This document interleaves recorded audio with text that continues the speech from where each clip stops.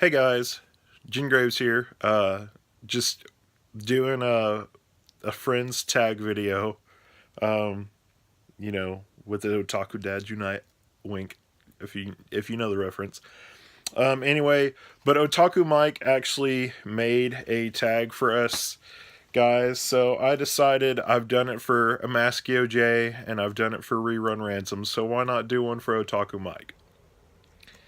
So anyway, question one. If you could cross over two anime slash manga, what would they be and why? Um, Honestly, with this one, I think it would probably be pretty fun to have. Oh, I'm trying to think about it. One with like ghosts and stuff.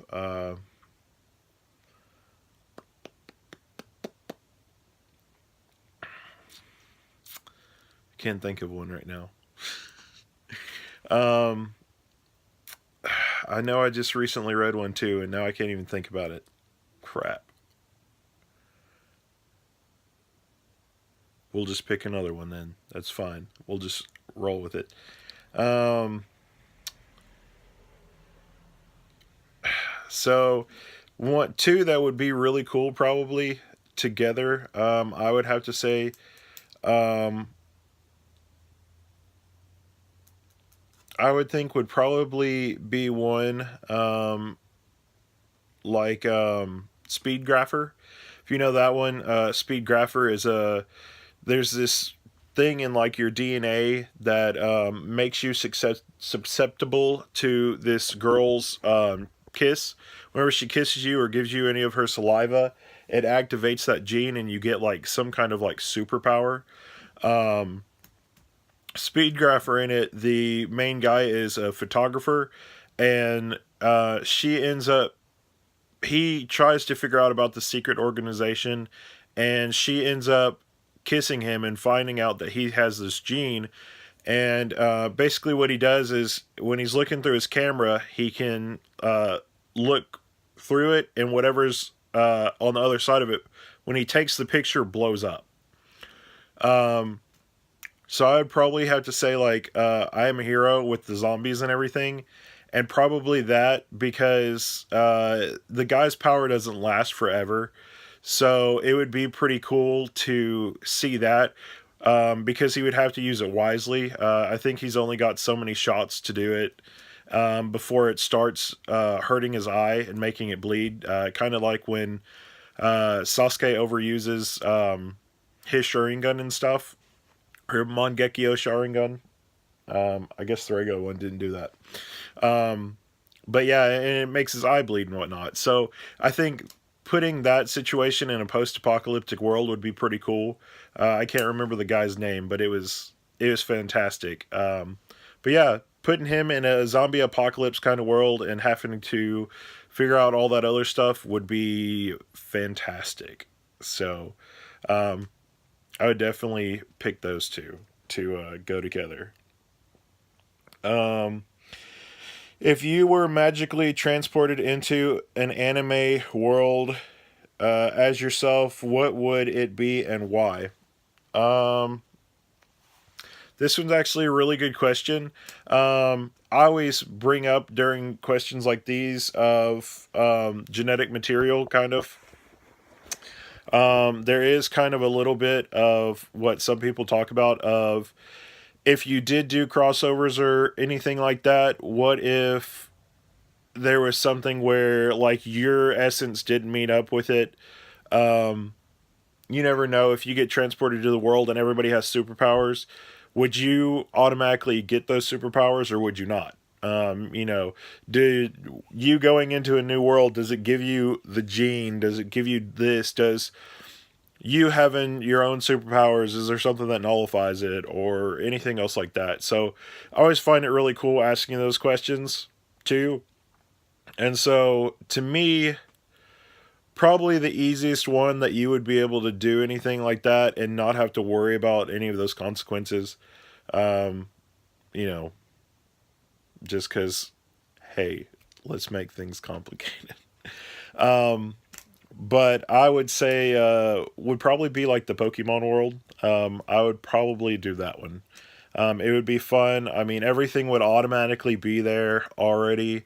Um, you know, everything's already in the world. The only thing getting added into it is me, because you don't know too on another scale.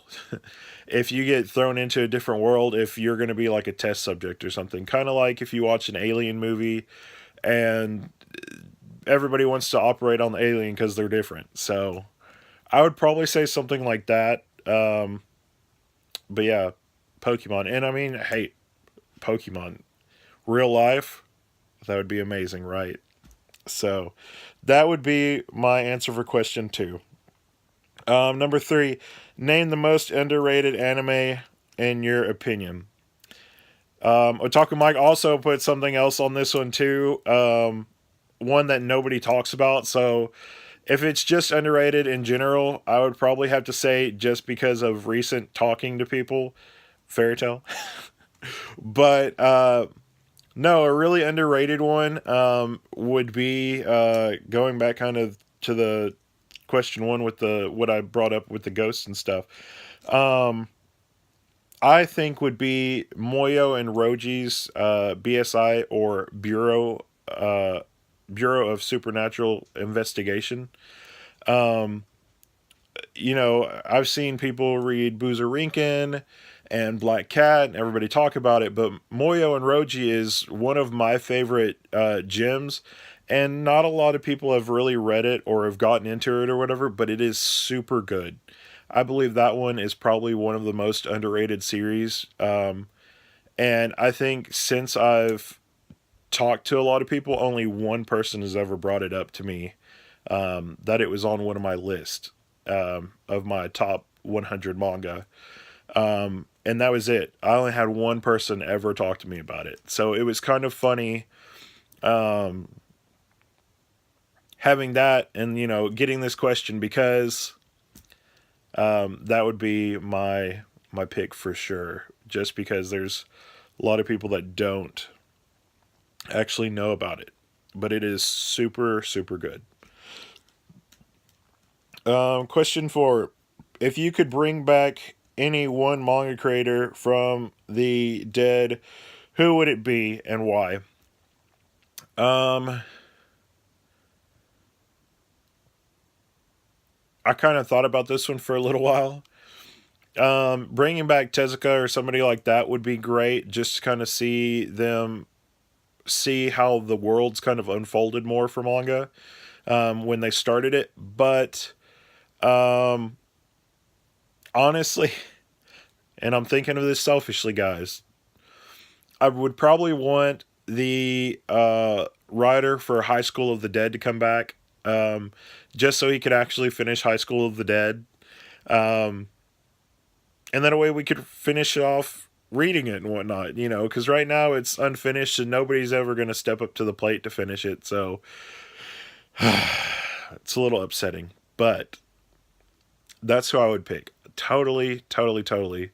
Just so I can finish reading that because I want to know if the people get out of the zombie apocalypse, if they figure out a way how to do it, if the boy and the girl ever get together. Um, you know, we don't have to worry about the fan service because that was put in there for whatever reason. Um, but I mean, it is really, really good. There are a lot of questions that I have, especially after watching the anime and reading the manga. There are so many more questions that are brought up that I'm just like, I really wanted this one to be completed.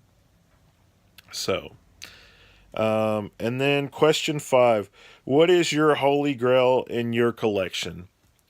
Um, my holy grail, I would have to say, is something that I actually didn't know about until I got it. Um, if you guys know, me and Lohali are big Shonen Jump magazine fans, and I own all of them. And so, whenever I got this stuff, I made sure that I had I had gotten all of them and everything because, you know, I wanted them. I asked for it like every birthday. I got all the subscriptions and all the other stuff, and you know, I got it till basically the magazine kind of went away. Now it's just online, which, you know, now I don't read it anymore. But my mom also would go on eBay and stuff and figure out if anybody had older series or older issues of it. And so she would buy like a stack of like, I don't know, 8 to 16 of them or something like that. It didn't ever seem like anybody had like an exact number. But I mean, I got so many of them. I had so many copies of the same one, you know, a bunch of different stuff. And I got all of it. And finally, there was one that we actually got.